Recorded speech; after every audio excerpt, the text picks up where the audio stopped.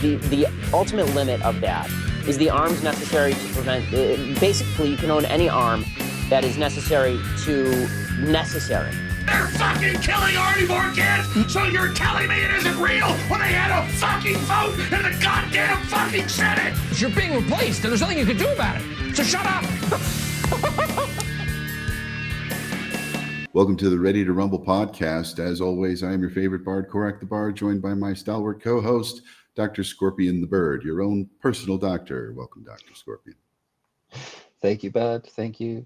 I am Dr. Scorpion the Bird. I am a real doctor. I'm not a real bird. And I am here for the nerd shit.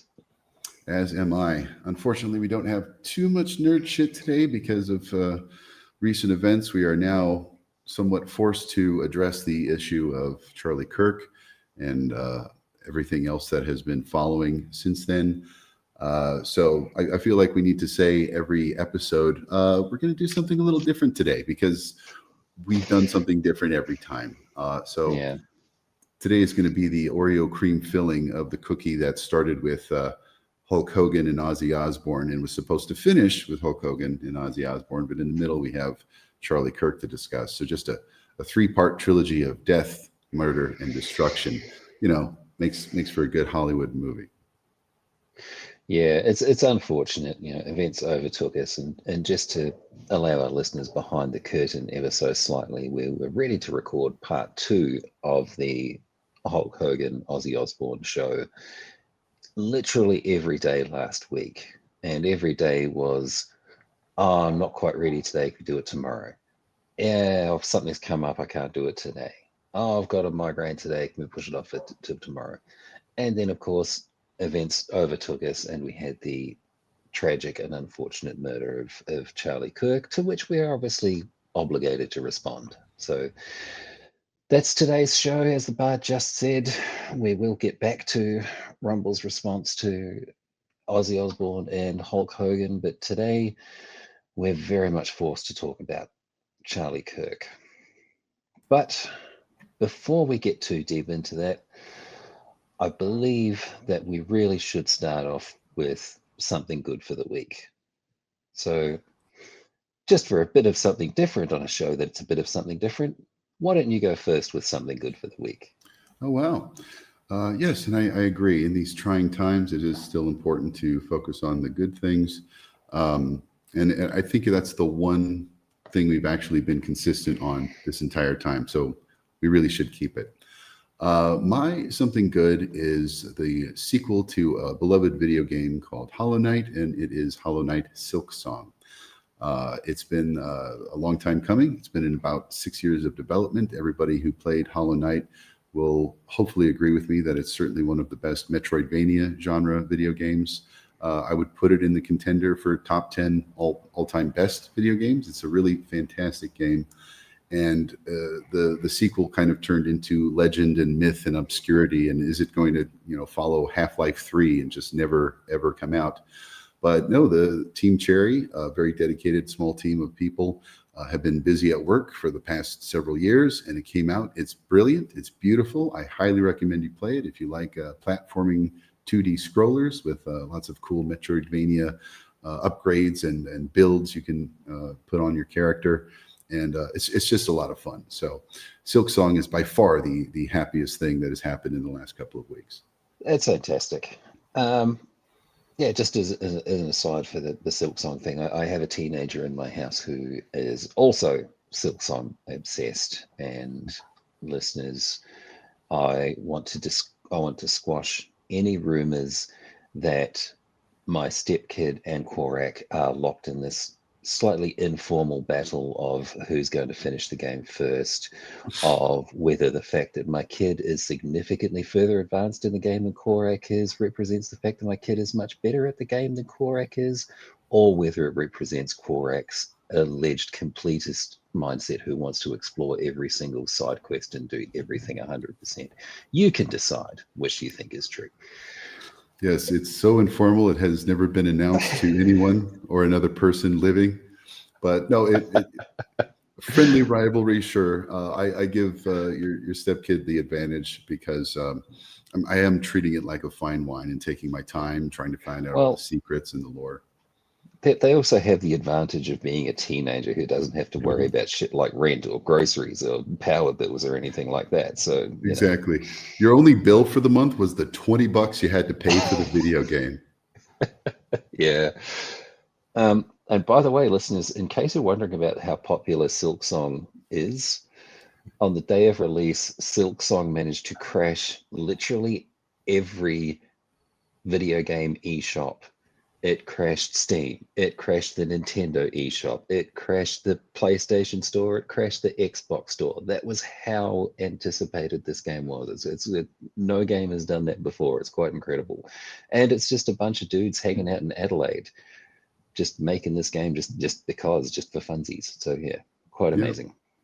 It's a great tale of how a good quality creative product that reaches people doesn't have to cost a ton of money and can be done without all the corporate deadlines and bullshit and budgets, and just make a good product and people will like it. So yeah.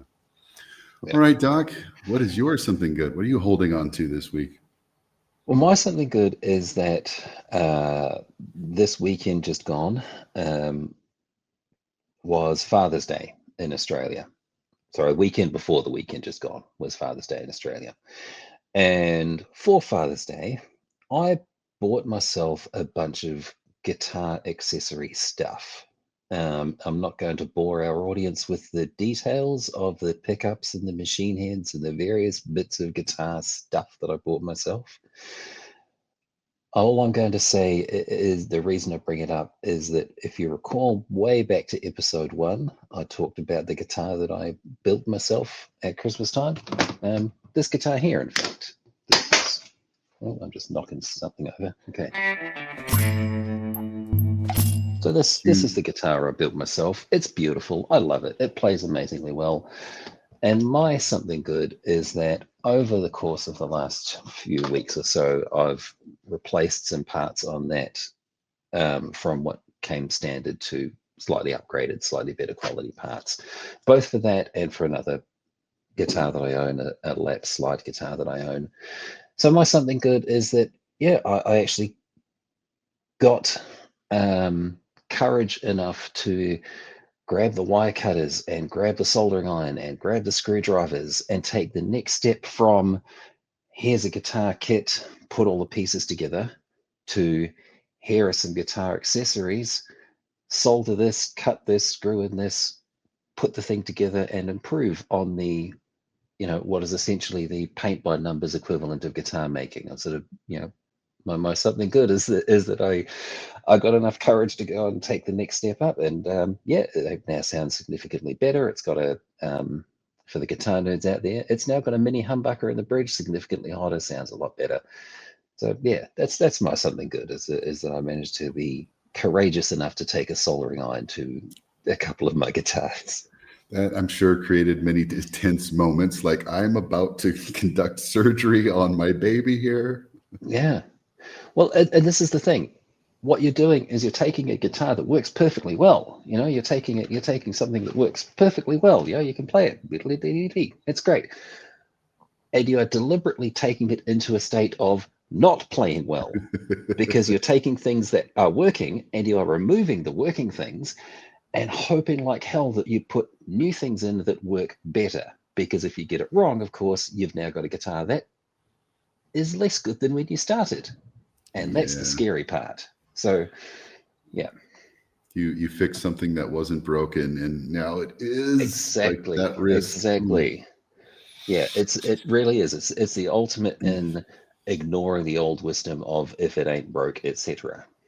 Right. So, well, congratulations on your DIY project being successful. That is a very, very happy thing, and Father's Day as well. Thank you. Thank you very much. Incidentally, just as a bit of foreshadowing here, I do have a much bigger DIY project coming up that I will let our audience know about in due course, because that will be my something good for a few weeks, because it will occupy my life for several weeks. But I'll talk about that in the future.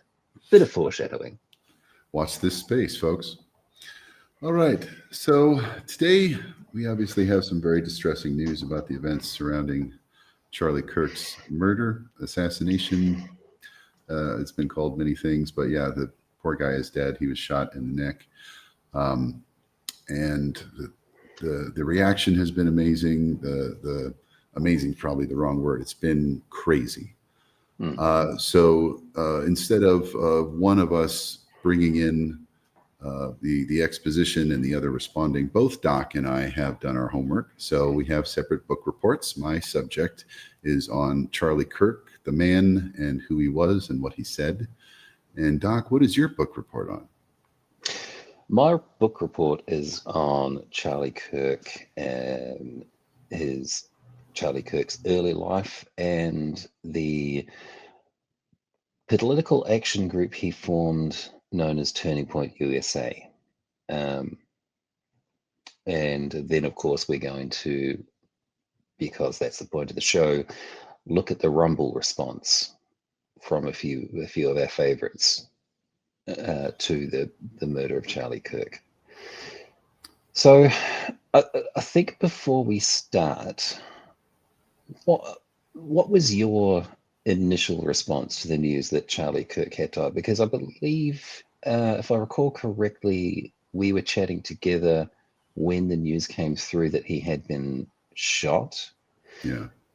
We saw the videos at roughly the same time. Incidentally, listeners, there are two videos that came out very quickly after the event occurred, one from a distance away and one a lot closer. And I would advise, if you haven't seen those videos, I would advise that you don't. They are quite disturbing, particularly the closer one. Yeah, they are very disturbing to watch, and your life will not be enriched by watching them if you haven't already. So, yeah, what was your, when the news came through that he had actually died, what was your sort of first response, Bard? Great question. Well, I wasn't that surprised that he died because I did see the footage when it first came out, and that Twitter switched from the murder porn of that Ukrainian immigrant woman on the bus or the subway, the stabbing, and switched to 100% murder porn of Charlie Kirk. And it was lightning fast how quickly my feed filled up with just, oh my God, here's a dude getting totally murdered. And there, Twitter doesn't really filter those things anymore, but I'm sure those advertisers will come back any day now.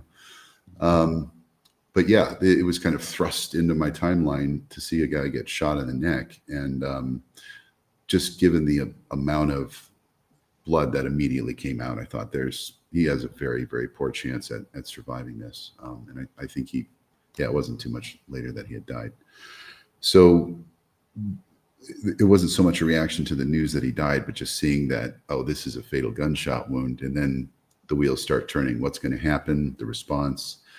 But I'd say my initial reaction was, well, the guy who advocated for violence, the guy who said, well, we'll get into what he said, but the guy who said all the things he said riled up a crazy in an environment where you have very easy access to weapons. And that's what happened. So not so shocking, but it's hard to put into words, just without sounding overly callous. I don't want to just say, well, you reap what you sow, because I'm not trying to say he deserved that kind of fate, especially in front of his children. But again, put it all on paper. We've got a country that has access to high-powered weapons. We have a lot of fomenting of hate. We have the rise of the internet podcaster dude bro who will just callously say some very hurtful, racist, misogynistic, etc., bigoted things. And in a country that, seems to despise mental health care, you're playing with a lit match in a powder room. Yeah. And I'm with you. My first thoughts were, okay, to be honest, my initial thoughts were, I am not in the slightest bit sad that he's gone. I think that overall political discourse is better for not having his contribution. as you said, we'll get into exactly what that contribution was, and it was terrible. And yeah, you can extend some sympathy to particularly his children. My sympathy for his widow is certainly wavering given her social media posts that have come out over the last day or so. Yeah. Yeah, but look, I said at the time, I said on my Twitter at the time that I'm not going to shed tears over someone who made a career of spreading lies and fomenting hate. Yeah. I just on the note of his wife, because as a satirist, I didn't want to go after the family, but she put out ASMR funeral porn that was very disturbing and highly performative and just gross. I don't know. I haven't seen that video except on mute. So I don't know what the soundtrack to that video is. I don't intend to find out. But even just the super close-ups of her hands running over the corpse, it's weird. Yeah. It's disturbing and weird. So and I don't want to do a disservice to the deceased by trying to imitate it, but it's ASMR. She's whispering it. This was it's fucking weird. I'm ready to move on to other things because it's just like this rabbit hole gets weird. So that means I'm up. Yes. First on the docket. All right, so we're going to go to some clips of Charlie speaking his mind using his free speech, and let's see what we can see based on what he has to say about the state of things. Now, this first clip is about the Second Amendment and the fact that there are some necessary gun deaths because you need to live in a free society and everybody needs access to guns. So take it away. That is nonsense. It's drivel. But I think it's worth it. I think it's worth to have a cost of, unfortunately, some gun deaths every single year so that we can have the Second Amendment to protect our other God-given rights. As somebody living in Australia where we don't have a Second Amendment and we don't have guns on the streets and we don't have school shootings, we don't have mass shootings. We had one shooting a couple of weeks ago that is still in the news. The guy who did it's taken off into the bush somewhere and it's a big manhunt. It's actually in my state. It's a few hours away, but that's how uncommon shootings are in Australia. One shooting happens and a couple of weeks later that the one shooting is still in the news.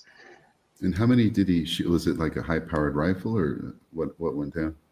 I forget the exact details, but I believe it was only one person who died. I believe it was one police officer who died.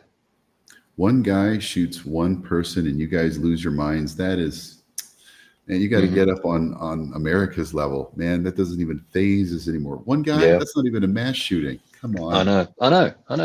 And that's my point is like it made national news when the house of a rapper a couple of nights ago was shot at.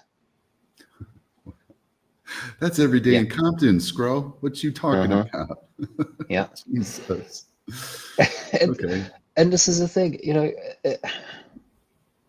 we didn't give up anything when we gave up our guns. We gave up the fear of getting shot. Right. We gave up the possibility of large-scale gun violence. And that is a trade I will make every single time. See, in America, it's exactly the opposite. It's, again, this is where people like me will get accused of celebrating a person's death. And it's like, this is what he wanted. This is what he advocated for. He only said it because he never thought in a million years he would be a victim of what he was himself saying. But this is just gristle for the grinding, according to his own words. Well, and that's an extremely important point because that is something that informs so much of right-wing thinking or the thinking of right-wing supporters is it'll never happen to me. And you can make all the leopard eating faces jokes you like, but that really is, Second Amendment, ICE raids, it's all about it's not going to happen to me. As long as they're only doing it to the Browns or the gays or the trans, I'm fine. I don't care. The rest of us, we've read the poem. You know, we know how many lines deep into the First They Came poem American society is, and it's terrifying. Yeah. There are only so many demographics that can get targeted before they inevitably reach you. But that's never a thought process that enters the right-wing mind. And yeah, this necessary but unfortunate idea, you know, this necessary but unfortunate mindset when it comes to gun deaths is absolutely insane for anybody living outside of the US. Yeah, it's not my original thought, but I think I might have retweeted it. I certainly agree with it completely. That somebody said, I don't support what happened to Charlie Kirk. Charlie Kirk supports what happened to Charlie Kirk. Yeah, because Yeah, that is and again, some let them eat cake level of shit. Yeah, you know, and again, I can't shed a tear over a guy who very openly said that this was okay, that a few unfortunate people will die in gun violence every year, but it's okay because we get to keep the guns. Yeah. And once again, it's just he said that thinking he would never be the person on the pointy end of the bullet. Right. So, all right, that was that was clip number 1. Oh, Yeah. we've got some more in store here. And This one's going to be tough. I'm not sure which clip this is because a lot of them are taken from hotel rooms. So, I'm just going to guess from context clues that this is the new empathy as a new age construct that's done damage clip. Yes. So, yeah, if you want to know how you should feel about this event, look to Charlie Kirk. The new communication strategy is not to do what Bill Clinton used to do, where he would say, I feel your pain. Instead, it is to say, you're actually not in pain. So let's just very short clip. Bill Clinton in the 1990s, it was all about empathy and sympathy. I can't stand the word empathy, actually. I think empathy is a made-up new age term that it does a lot of damage, but it is very effective when it comes to politics. Sympathy I prefer more than empathy. That's just... Okay, 2 real quick things. One, I'm noticing I haven't watched this guy a lot, except in highlight reels for somebody saying, hey, he said this terrible thing. But looking at him up close, it looks like there's a facial tick on the left side of his mouth, something about the way he speaks. And sometimes you'll see, I just want to throw that out there. Like it looks weird to me. And I'm thinking it's the symptom of what happens when you know you're lying all the time, because I noticed when I was a right-wing shithead undercover, my breathing patterns changed and I was spouting 100% bullshit. But anyway, I'll leave that lie for now. But we're empathy is useless apparently. So, well, not just useless; it's actively damaging. Apparently, it would be damaging for me to care about the pain that the Kirk family is feeling right now. Yeah, again. It's not that it's not about what I'm feeling. It's about what Charlie Kirk is telling people they should be feeling. You know, he's actively telling you to not feel bad. And so combine his necessary but unfortunate view on gun deaths in the States with the empathy is a made-up new age term that actively causes damage. And why would I be feeling bad that he is no longer alive? Yeah. Apparently, the best thing, you know, judging from those 2 clips alone, the best thing we can do to honor his memory is to not give a shit about the fact that he's dead. Yeah. His words, his stance. I'm afraid so. So yeah, when this is what you preach, I'm amazed that the right. Well, I'm not amazed. It's not surprising because the right wing is always going to blame liberals for everything anyway. But yeah, how dare you speak about this in the wake of a man's death? What quote what he spent his life doing, which was being a talking head and creating little clips because he made so much money off of YouTube shorts and Rumble podcasts. Yeah, sorry. Yeah, the guy who told you not to have any empathy. We should care about his dying. according to the people who have spent the last 5 years spouting unimaginable cruelty in the wake of the death of George Floyd, as a random example. Yeah. You know, Alex Jones has been out on the sympathy tour, a man who was sued for $1.4 billion because of the lies and cruelty that he spread about the Sandy Hook shooting victims. These are the people telling us that we are cruel and indifferent and terrible because we are honoring Charlie Kirk's memory in the way that Charlie Kirk's own words told us we should honor Charlie Kirk's memory. And if I really wanted to go the full distance, I would go to the same manufacturer that made those Trayvon Martin shooting cutouts. I don't know if you were aware of that. He was a kid who was gunned down. But yeah, they manufactured shooting targets in the shape of this kid. I wonder what the response would be if I got a Charlie Kirk cutout with just the neck piece missing. Is that too callous for you right-wing snowflakes?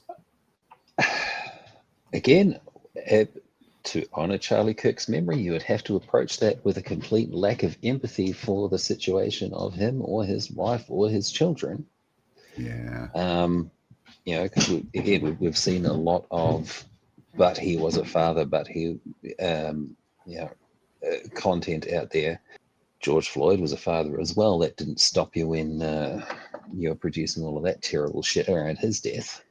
Yeah. So, sure, produce your Charlie Kirk whatevers. It's what he would have wanted. Mm-hmm.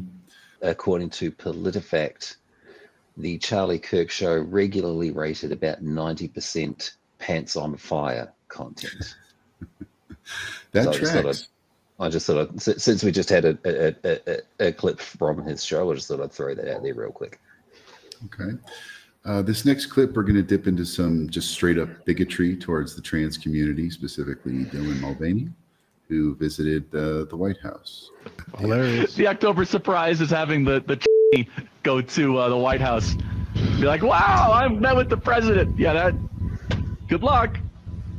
What? Honestly, all kidding aside, this is a misogynistic parody of what he thinks a woman is. It's insulting to every single woman out there. People say, oh, you're being transphobic. Like, honestly, shut up, okay? You got invited to the White House to go interview the President of the United States. You're being transphobic. No, actually, I just want things to be normal again and not have to live in this non-stop tornado of gender confusion. I'll say it again. It's gender blackface. It's no different.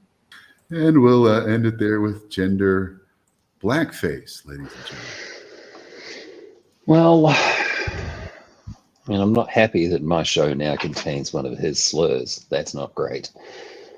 The biggest problem I have with talking about transgenderism, transgender people, is that everything that comes out of the right wing when referring to transgender people comes from a very, very deliberate misunderstanding of what transgender identity is. There is this persisting rhetoric. I don't even know that it counts as belief because I don't even know how much they actually believe in what they're saying.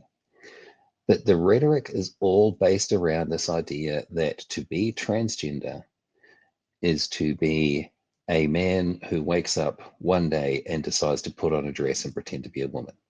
Which, if you have had literally any contact with any gender non-conforming person in your life in any way at all, you would know to be absolute bullshit.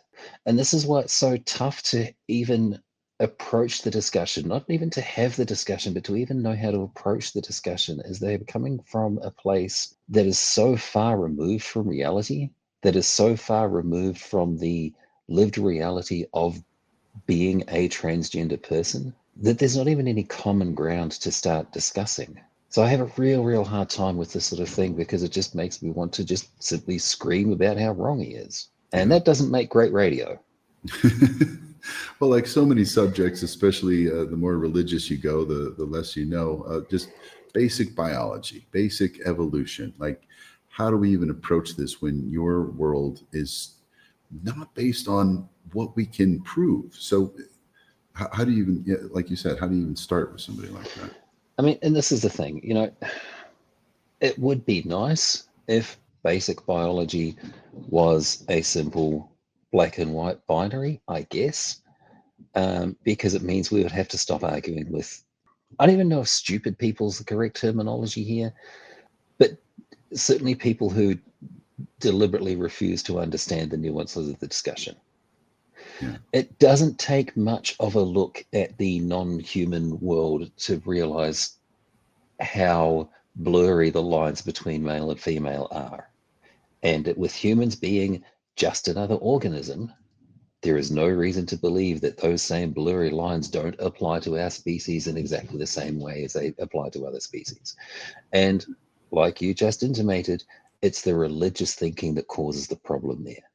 It's the religious thinking that the rules don't apply to humans because we are so special, that we and we alone of organisms, of animals, have hard and fast male females that always and every single time execute themselves down very, very clear and very bright lines.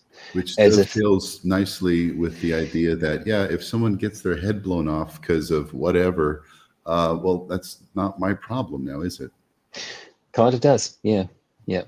But yeah, I mean, look, this is, and the thing is, this is a subject, as somebody who knows a little bit about genetics and how genes express themselves in the body and so on, it is a topic that I can rant about for several hours and tell you all about things like XXY, XO, complete androgen insensitivity syndrome.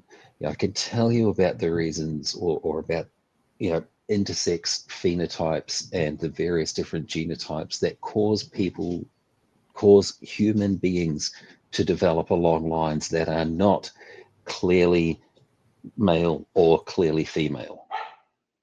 And that's before you even get into the ludicrously complex psychology of the human brain, where a person so deeply feels inside their own mind that the gender that is driving themselves and their brain, their psyche, does not match the gender, the biological sex that comes out in terms of their genitals and the other secondary sexual characteristics that humans display.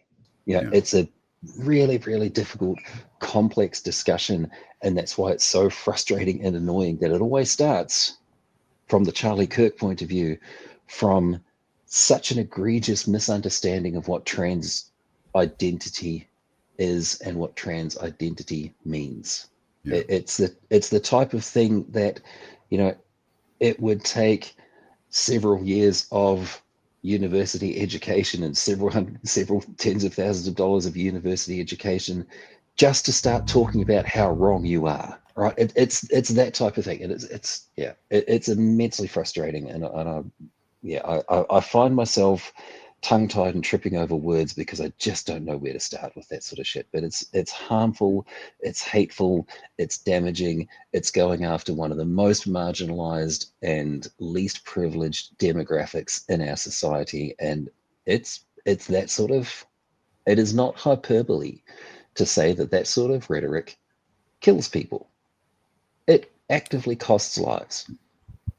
And the fact that he's taking it to college campuses where people are growing up, discovering who they are, studying what they want to be, and just starting to learn about the nuances of how this works. They're not exactly, I mean, some of them do really well, but at that age, with that learning level, you're not necessarily equipped. Like you just gave a PhD level dissertation on how things break down. They're not equipped with that. So he's, dare I say, preying on college students because it makes him look good, and it sensationalizes everything, whether or not he actually believes any of this stuff. It's fueled such a bro culture of, I'm just going to say the most bombastic edgelord shit that I can, and that's good enough for me. I think with Charlie Kirk and people of that ilk, it doesn't matter whether they believe it or not. It no longer matters. He keeps saying it, he keeps repeating it, and people repeat him. And that's what matters. His audience believes it, and that's what matters.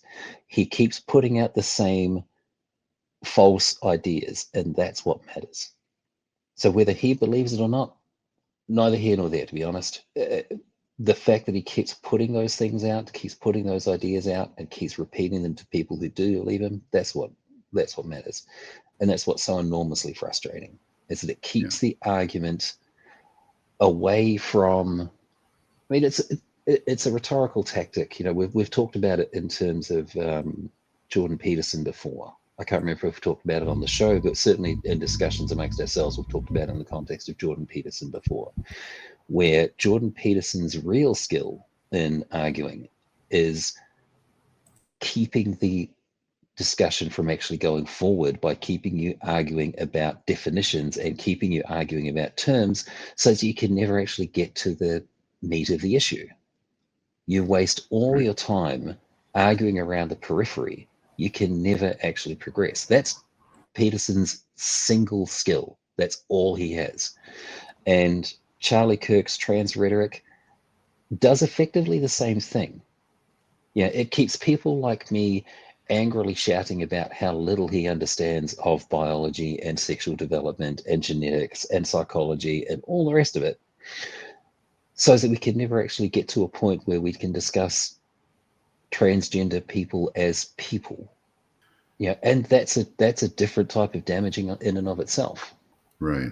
For just a brief moment of levity, what came to mind, and this is a deep cut, are you familiar with Star Trek: The Next Generation, the game called Stratagema? I am not. Okay. A very smart science nerd was on the Enterprise one day, challenged Data because Data's a robot. I'm going to play you in, space chess. And Data lost. So he beat the computer, and then Data figured out his strategy to beat him would be to play just enough so that he could advance, but keep him from, like what you just said, Jordan Peterson, the guy, so that the game could not actually function.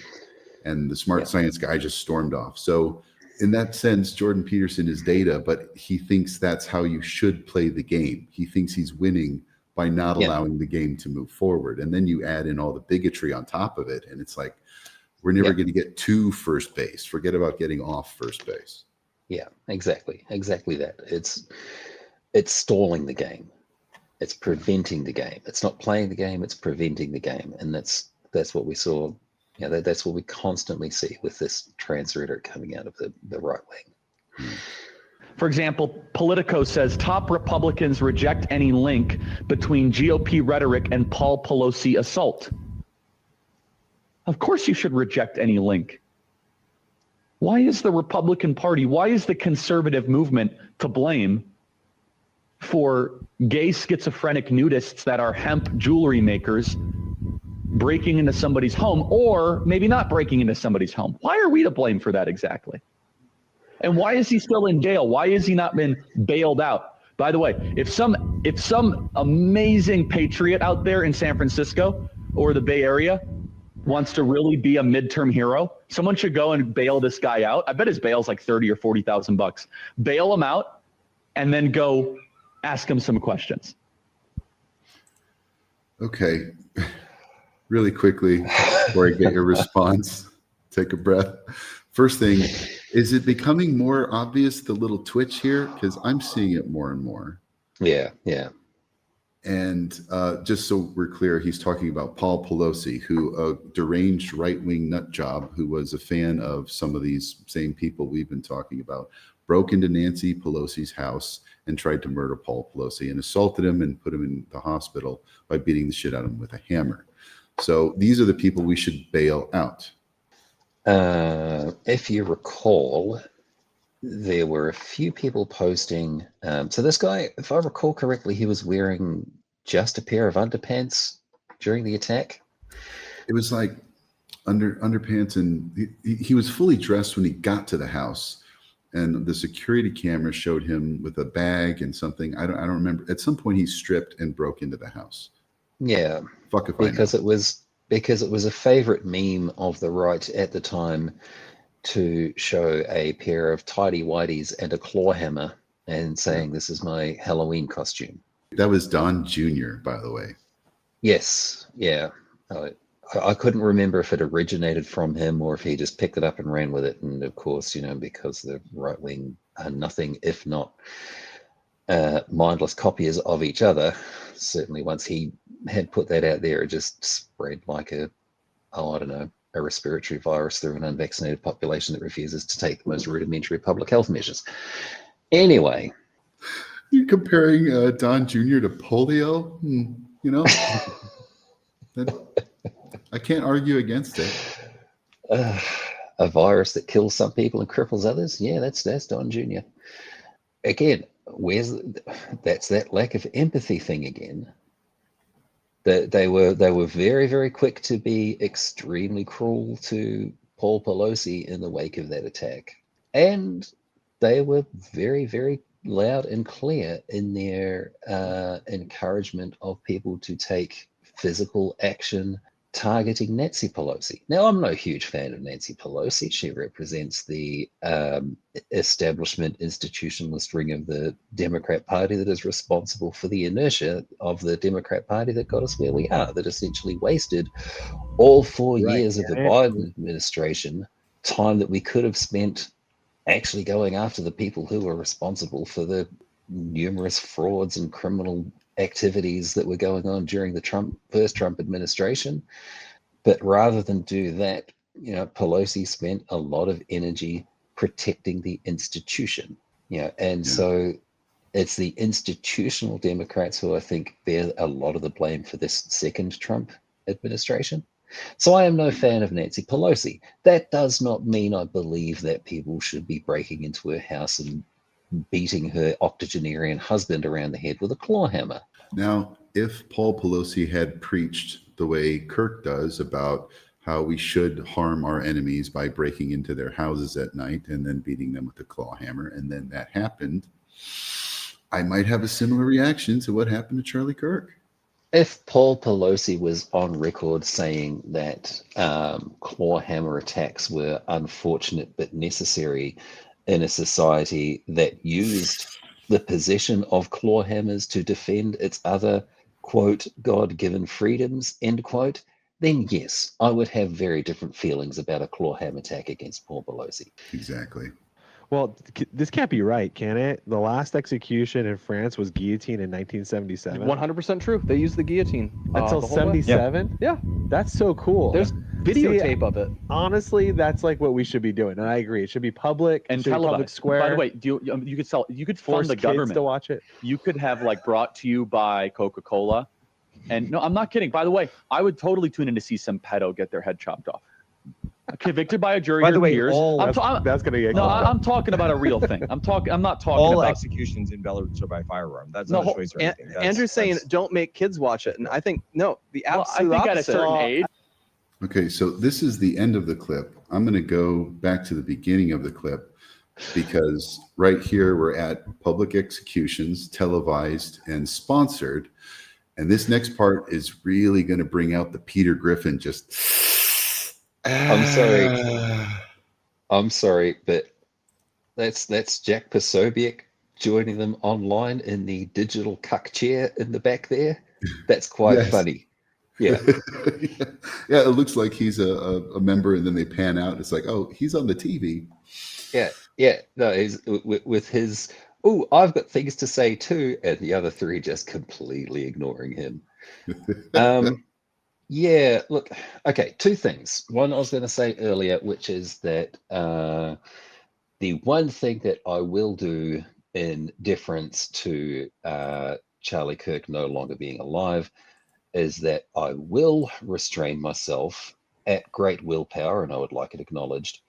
I will restrain myself from making any comments about Charlie Kirk's physical appearance, the size and shape of his head, his gum to face ratio, regardless of how hilarious those comments might be. I'm going to restrain myself from doing that. That's great. That's like my other friend, Base Faith TV, giving up slurs for Lent. You are a truly brave and courageous individual. Thank you. I am. Yes. All right. The other thing I would, of course, and this is the only thing I'm going to say on the subject. Oh, the irony of Charlie Kirk talking about how great public executions in front of children are. See, that's why I paused it where it did, because at the beginning of the clip, he says the thing where you're like, okay, Okay, here we go. I mean, You look at some of these savages, like in Indiana, there was this guy that went in and killed a pregnant woman and her 3 kids. Yeah. And you know what? I want to watch that execution. That'll make my day better. I want to see him on a public block and get him be publicly executed. And I think that would be justice. You think children should have, you should see it? What is the age? What age? Okay, I'll pause it here because this is still just continuing from that other clip, and I wanted to get to the beginning of it. But Charlie lands on the age is 12. A 12-year-old should be allowed to come to an enthusiastic public execution. By the way, this is my other problem with death penalty. It takes too long, too many appeals. Expensive. It should be public. It should be quick. It should be televised. Public, quick, and televised, ladies and gentlemen. Charlie Kirk went 3 for 3 on that one. Again, leopards eating faces, the right wing "it will never happen to me" mindset. And look, and I fully acknowledge that what we're talking about here is a judicially mandated death sentence, which is, for the record, for full transparency, something I vehemently oppose in all its forms, versus a murder and an assassination. And I freely acknowledge that those two things are not equivalent. That said, I feel like the gods of irony just couldn't resist. Right. When that was out there. So I don't know. I can't add anything beyond what Charlie Kirk said himself. You know, unfortunate but necessary. Yeah. And again, I don't support what happened to Charlie Kirk. Charlie Kirk supports what happened to Charlie Kirk. Yeah. All right. And okay, we're at almost an hour now. We've gotten through. Let's see. How far did we get? We got 5 minutes out of my 16-minute presentation of who Charlie Kirk is, what he has said. This might be the show now, an ongoing series that every episode gets broken in half and we do another part later. I don't know. How much further into the swamp do we want to go? You have gotten, is it going to need to be a 2-parter in the middle of the 3-parter? So now it's a 4-parter. And Doc is going to get his clips next time. This is Zeno's podcast. Yeah, you know Zeno's paradox, you know, like an arrow travels halfway to its target, Yes. and then halfway of that, and it'll never get to the turtle. That's Zeno's paradox. We are currently recording Zeno's podcast. Okay, here's arrow and it went nowhere. How is that possible? Yeah. How can it ever reach the turtle? Doc, any thoughts before we move forward with the next level of Dante's Inferno that we're going down? I have Schrodinger's thoughts right now. Simultaneously, I have too many and none whatsoever. So I think the best thing is to just plunge right on ahead before I find out what is inside my brain. So if you had a daughter and she was 10 and she got raped, and she was going to give birth and she would, and she was going to give birth and she was going to live, would you want her to go through that and carry her baby? That's awfully graphic. But it's a real life scenario that happens to many people. The answer is yes, the baby would be delivered. If your child of 10 years old is unfortunate enough to get raped and then becomes pregnant as a result of that rape, she must be forced to carry the child. If somebody, God forbid, rapes his daughter and she gets pregnant, given the road we've gone down, lacking empathy, and it's all part of the sacrifice for the greater good, what are we to say, Charlie? I want to be 100% clear with what I'm about to say. I absolutely do not wish any specific harm on any person for any reason in any context. If something awful like that was to happen to one of Charlie Kirk's daughters or his daughter, I don't know how many daughters he has, I guarantee you with 100% certainty that pregnancy will not continue to its full term, because this has been the right-wing stance on abortion from the beginning. is rules for thee, but not for me. Yeah. The right-wing stance on abortion is and always has been fuck the poor. People with resources have always and will continue to have access to all the reproductive freedom they can afford.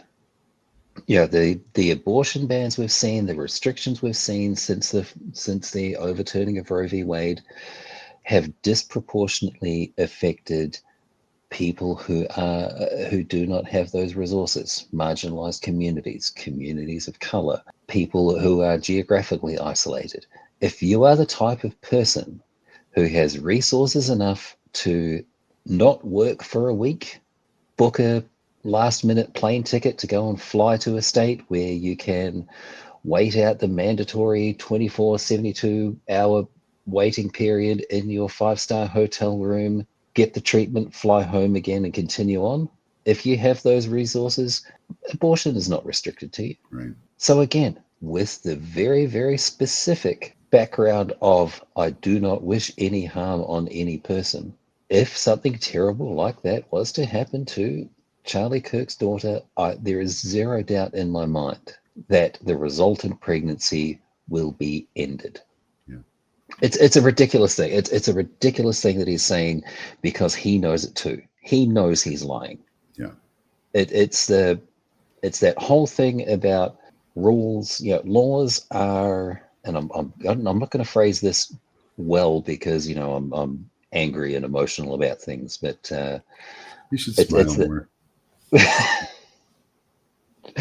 It's that whole thing about how laws create an in-group and an out-group. And the intention of the law is to protect the in-group but not bind them, and to bind the out-group but not protect them. Yeah. And that's what abortion bans do. They bind the out-group and do not protect them, but they protect the in-group without binding them.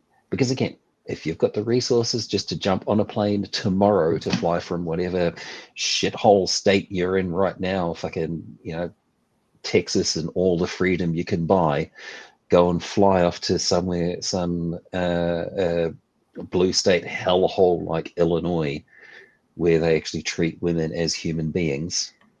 Right. Yeah, because again, this happens. This happens all the goddamn time. They are liars and hypocrites. Especially when it comes to things like reproductive freedom.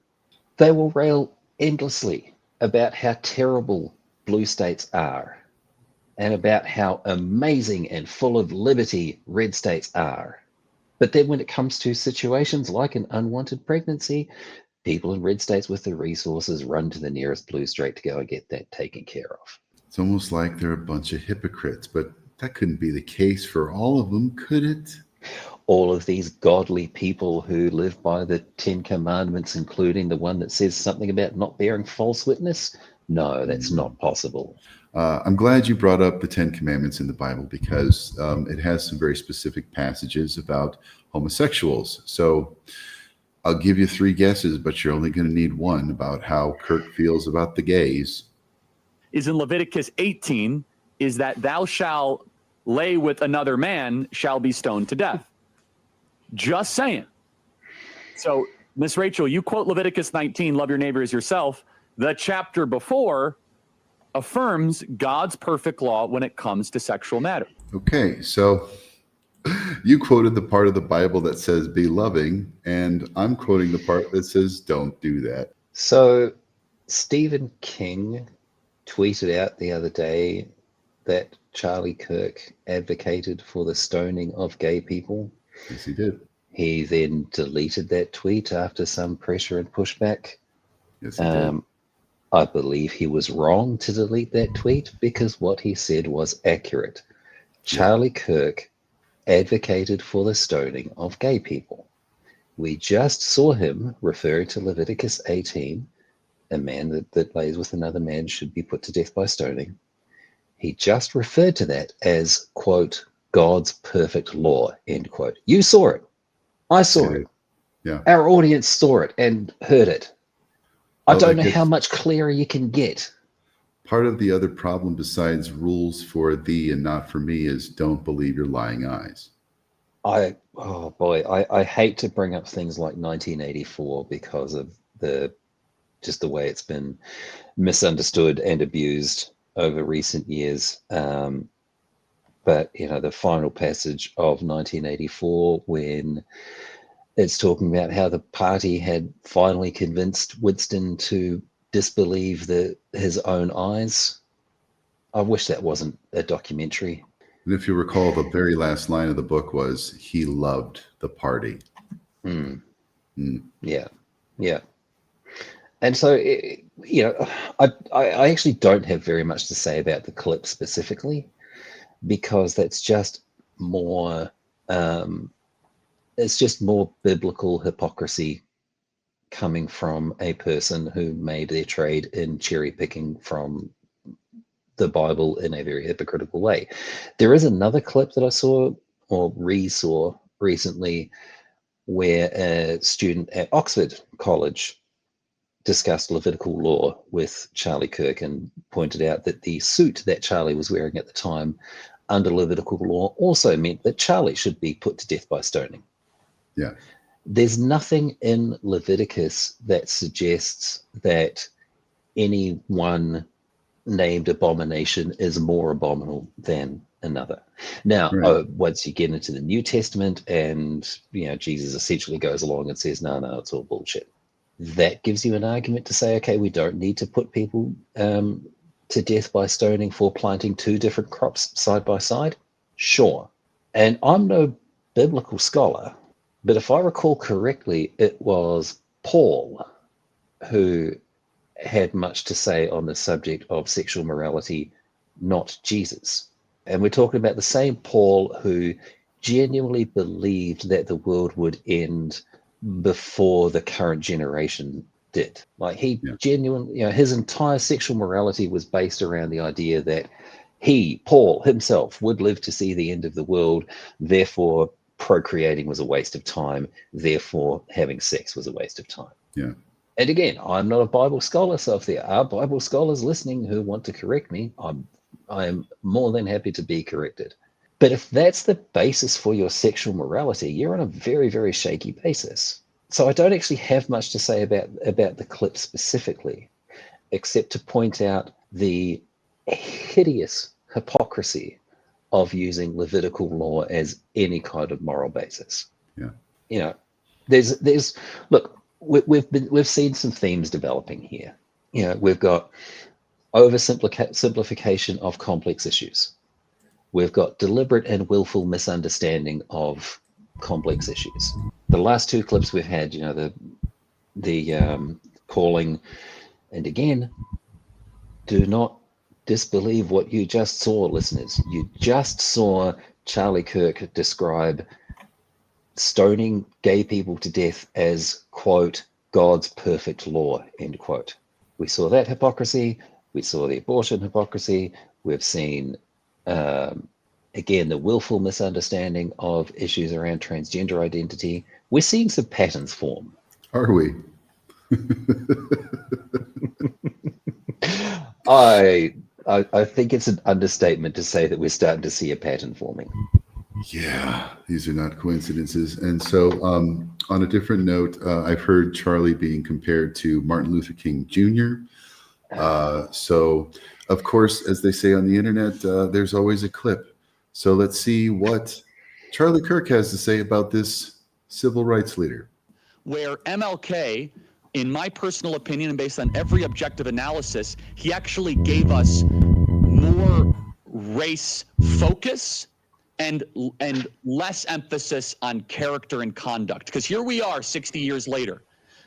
Do we talk about race less or more in the last couple of decades? I'm not only blaming MLK for this, but his core driving philosophy was not about a colorblind society. That is a line in one of his speeches. He would actually be closer to a race Marxist, almost akin to a DEI type philosopher if you go deep into his writings, especially later in his life. So, and I think we as conservatives and Christians must reconsider some of the mythologies and some of the icons and the symbols that we hold up, especially as we try to reorient ourselves in a broken culture. What's a race Marxist? It's a really good question. I wish I could ask him, but he's not around. I don't know what he means by race Marxist. Does he mean that people should rise up and seize the means of race? Sure. But does he means that race is entitled to everything that race produces? Your guess is as good as mine, man. It's the classic, again, 1984. This is duck speak, where you just say enough buzzwords where it's like he's a Marxist, communist, socialist. It all means the same thing. Look, this is actually really good, because this is a throwback to another theme that we have discovered on our travels through the Rumble sewer. Hey, folks, remember how we're doing a show about Rumble? Well, Charlie Kirk's on Rumble, so this counts. was on Rumble. Was on Rumble. But it does harken back to another theme that we have identified on our travels, and that is the use of code words. I don't think it matters what race Marxist means, because Marxist is yeah, of course, but Marxist is bad.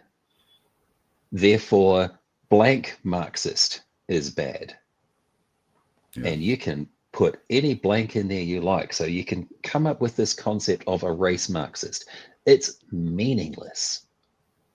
It has no definition, but it doesn't matter because you've used the code word.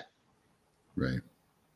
Now, one of the things we've seen in recent years is people misusing the conservatives misusing the MLK quote about judging a man by the content of his character, not the color of his skin.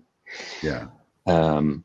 These are the people who then tend to get very upset when they get judged by their character as hypocrites, liars, sexual predators, and not by the color of their skin, which they believe should grant them immunity to all of their hypocrisy, lying, and sexual predation. Yeah.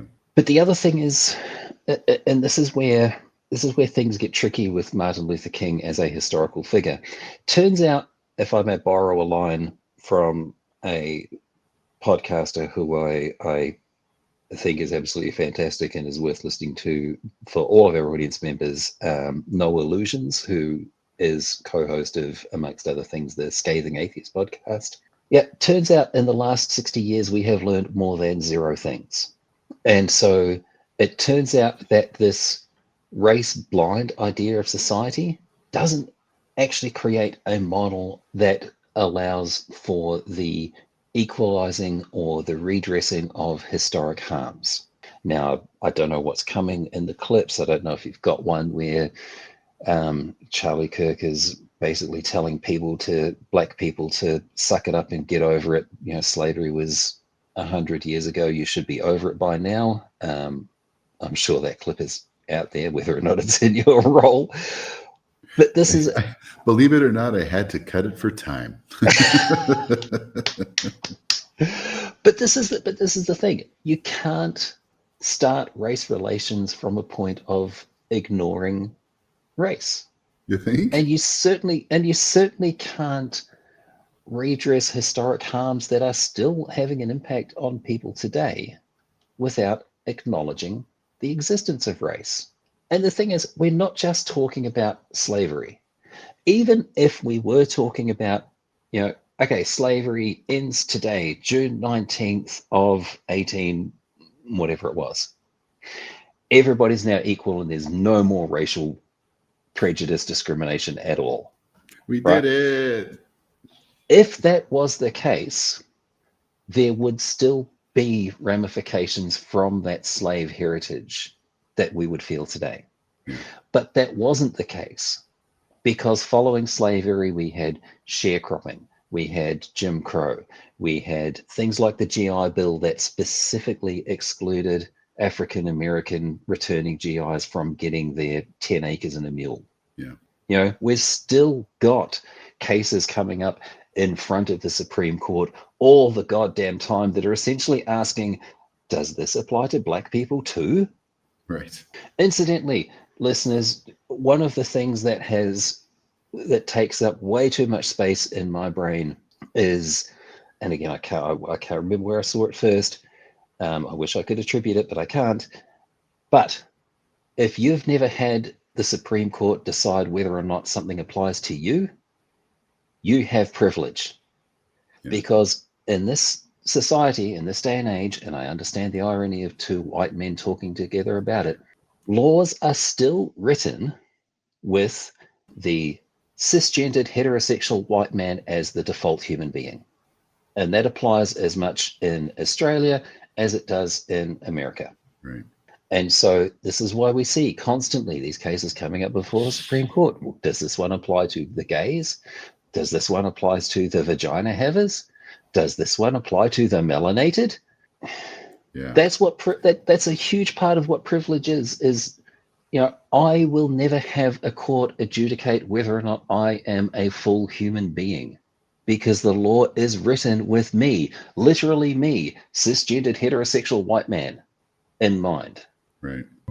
But by the way, I love how we bring DEI into MLK, because clearly he got there through some special program, not through merit or work or community organizing. Yeah.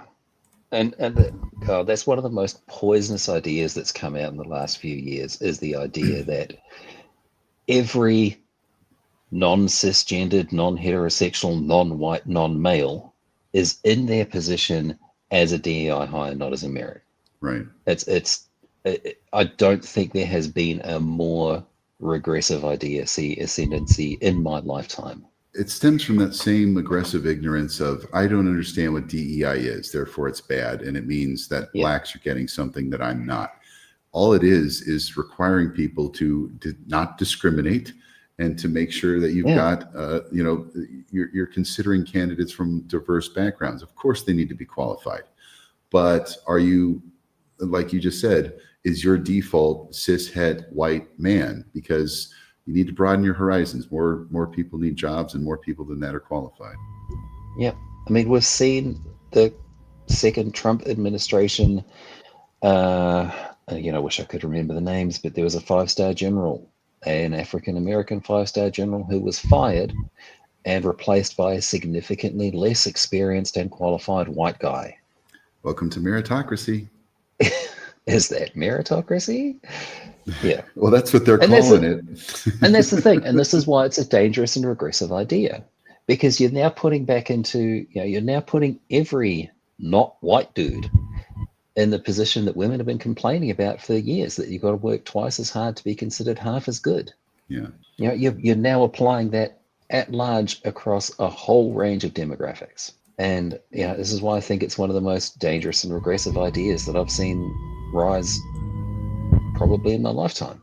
So speaking of DEI hires, I'll give you a chance to opine on this beforehand, because you know what's going to happen for sure. How do you think Charlie Kirk responds to seeing a black pilot on any flight? Oh my God. All I'm going to say is, this is one clip I have seen. This is one clip I do know. Even if I hadn't seen it, even if I didn't know what was coming, I think you could reasonably predict what was coming. And I'm the only reason I'm not going to say any more is because I don't want to spoil it for the one listener we might have who has not seen this clip yet. So yeah, roll the clip. For the one person saying, oh, did Charlie Kirk say something racist? Well, you're in for a treat. Yeah. The one person who's managed to not be as terminally online and plugged into social internet as the rest of us, praise you, listener. You're doing the good stuff. Yeah. Anyway, let's go. No, I mean, like, you want to go thought crime? Like, I'm sorry, if I see a black pilot, I'm gonna be like, boy, I hope he's qualified. Well, that's the you wouldn't have done that. You wouldn't have done that before. That's not an immediate. No, you wouldn't have done that before. That's not who I am. That's not what I believe. It is the reality the left has created. Because of DEI, it begs the question: when you see a black pilot, you wonder. You say, I hope they are qualified. First, it does not beg the question It raises the question. Begging the question is when you ask a question that has an implicit, unproven assumption in the question. The classic example is, when did you stop beating your wife? Right.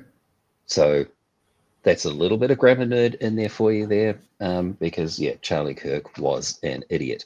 And on that subject of question begging, the question that's being begged to me is, why would you think that? Yeah. And saying that's not me. Well, you see a black pilot and get nervous because maybe they shouldn't be there. Why is that, Charlie? Honestly, I would love to think that there is another possibility other than you're a colossal racist, but I can't think of it. And, if you Occam's razor are, suggests, yeah. Yeah, you know, if you're, I mean, I realize I'm not actually forming full sentences here, but that's it. This is what the right reduces people to. Gee, I know. Look, it's what it is. What it is Mr. Burns with the diseases. You know, where he's got so many diseases All of them. and they're all trying to fit their way through the little doorway. It actually stops him from dying. Right? And they My ended brain, it, if you recall, they ended it. I have herniated pregnancy. Yeah, a little bit. Okay. Yeah, I've only got a little doorway in my brain, and all these thoughts are trying to get out there all at once. You know, I'm first. No, I'm first. No, I'm first. I mean, what is racism? What is racism if not making broad, sweeping generalizations about a demographic of people based on appearance? Definitionally, yeah. Right. So, therefore, drawing a conclusion about a black pilot is racist. Definitionally. Yeah. I don't know how much more you need to add.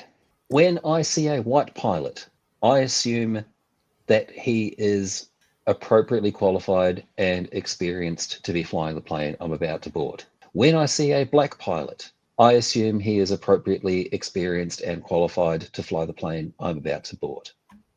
Oh, yeah. So, what do you call a black astronaut? I don't know. An astronaut, you racist motherfucker. I thought you were going to make a racist joke. Of course I would call him an astronaut. Don't cancel me.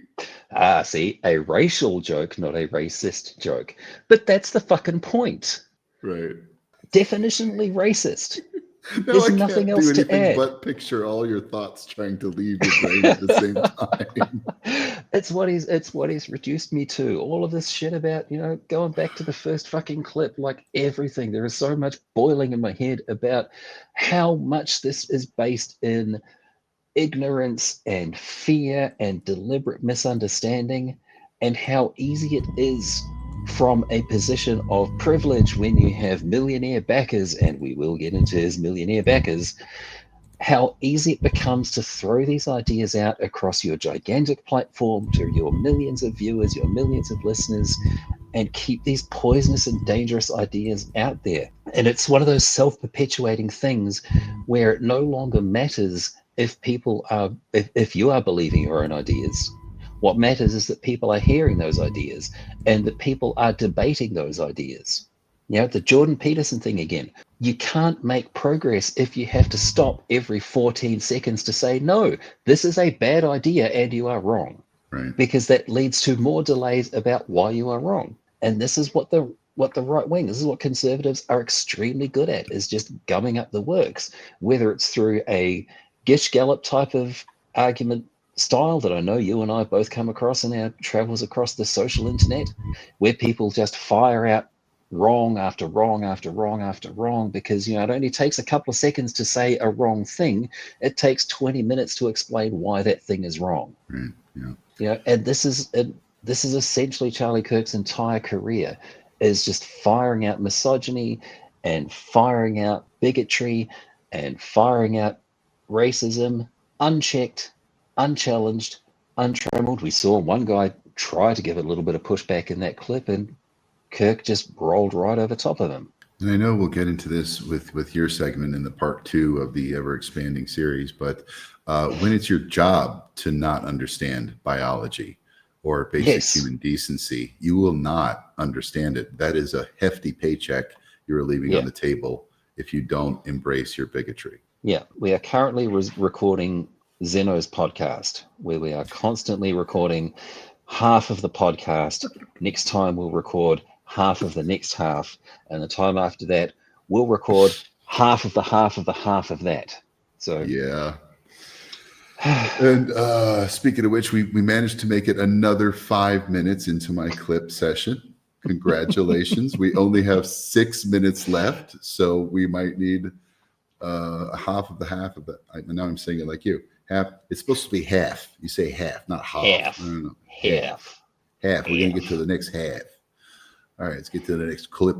It's like, oh, he's antagonized. Well, there was a thing in 2015 at an Iowa. Okay, well, just take the debate then against Kamala Harris, a fear-mongering example where he's talking about illegal immigrants coming over and eating the cats and dogs. Well, there's a lot of evidence to show that There's not a lot of evidence to this. 100%. You have been propagandized by the media. In Springfield, Ohio, there's literally reports of missing dogs, over 75 dogs missing, and Haitians are known, by the way, to go and pick up cats and eat them. Okay, so that's a lie. That's just a flat-out lie. And the closest I've seen to the real life portrayal of the Eric Cartman version, where he's like, all right, you've been propagandized and you need to shut up. Like, he just will tell you, you've been brainwashed and here's why you're wrong. Yeah.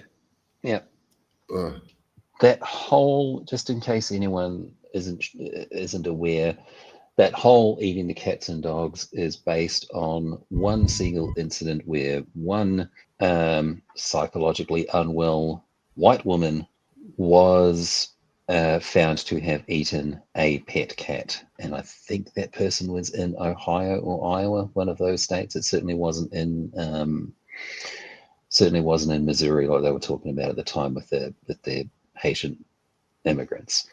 Now, according to what I've read, there certainly were some issues with the Haitian immigrants coming to America, particularly around driving.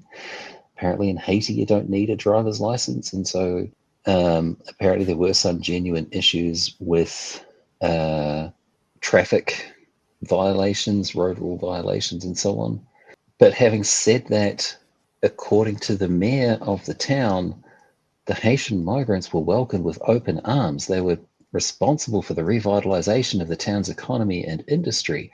And of 100%. Course, when you have a large number of people coming in from a different culture, there are going to be some issues with how that cultural background impacts the place that they arrive. Yeah, but a minor inconvenience to their lifestyle is what right-wingers hate the most. Yeah. You can probably tell I'm trying to avoid the word assimilation because of the connotations that word has. Right. And certainly I'm not going to talk about absorption, but bring your culture to where you are. That's fine. That's great. No problem. But it's just, again, this is just a flat lie. There's no two ways about it.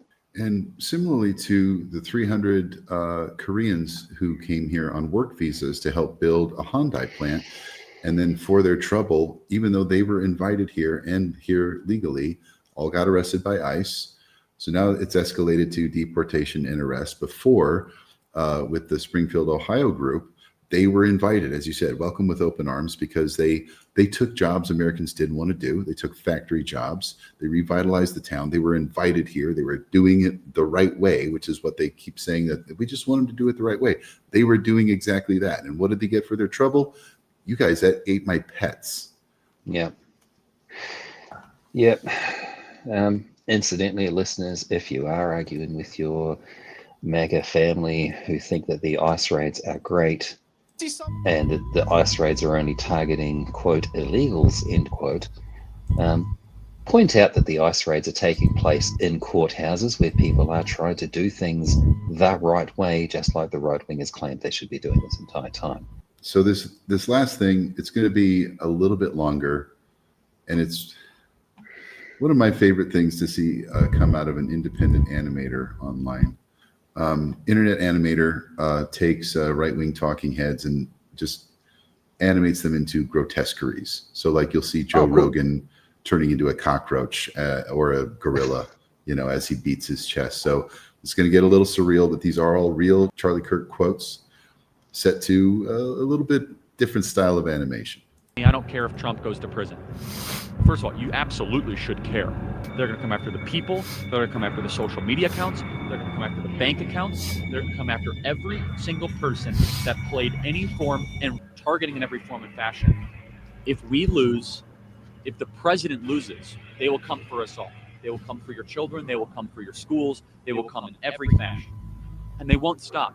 They are going to do whatever it takes to try to personally and intergenerationally destroy Donald Trump.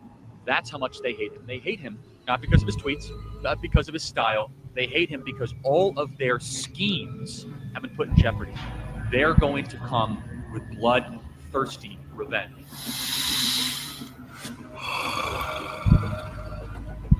President Trump always says, quote, if you love birds, you'd never want to walk under a windmill because it's a very sad sight.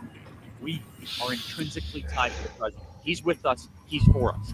I've called him the bodyguard of Western civilization, and boy, is he taking the body blows for us. Right? If Donald Trump loses, you can expect every level of power to try to obliterate us for good. This is a very real thing. If we lose in November, it's going to be bedlam.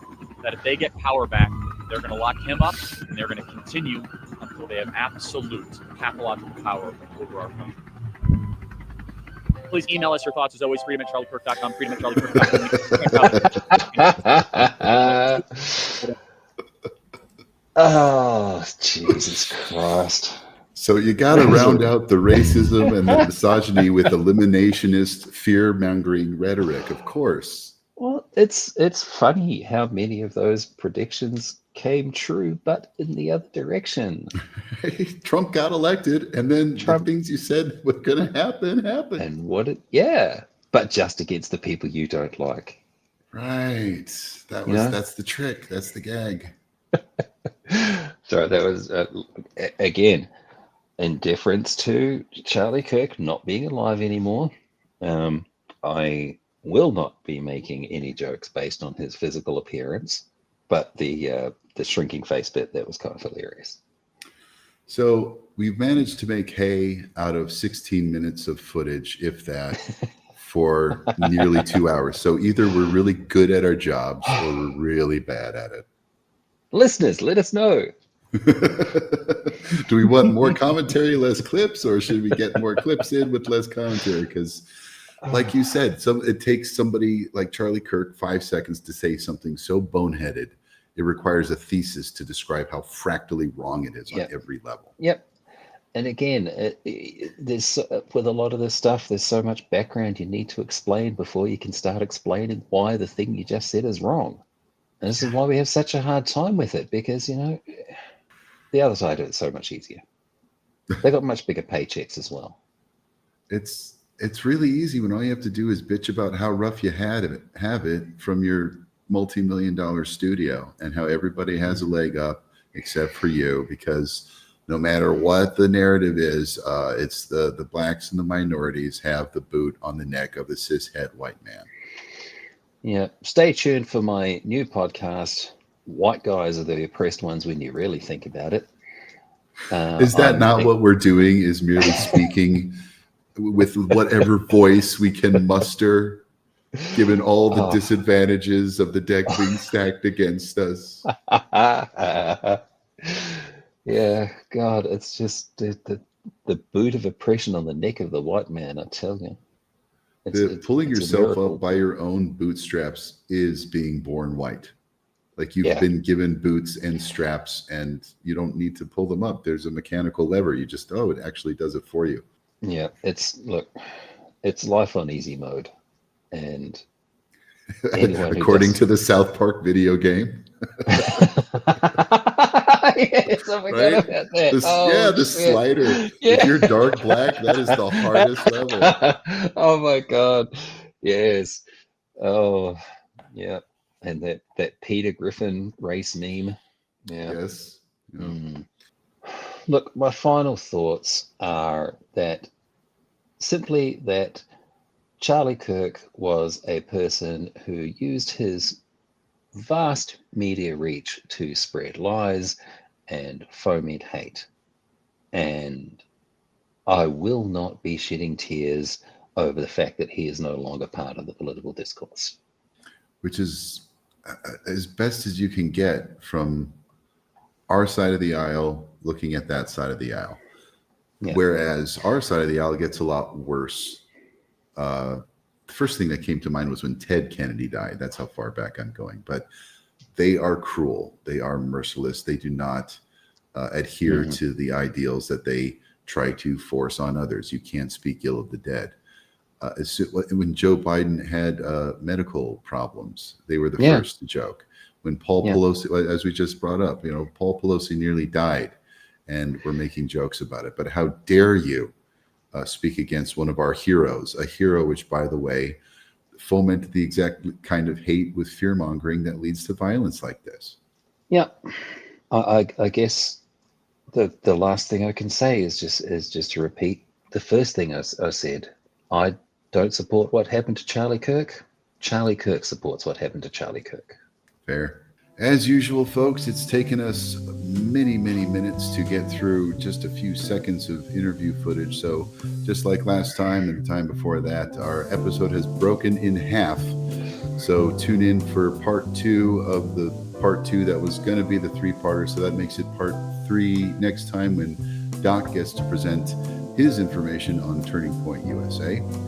Meanwhile, we'd like to thank our listeners, our subscribers, our patrons. And speaking of patrons, if you enjoy our work and want to contribute financially, head over to patreon.com/KorakBard. You not only get your own theme song, you get early and exclusive access to this podcast and many other things. Until then, I'm your favorite bard, Korak the Bard. And I am Dr. Scorpion the Bird. See you next time, folks.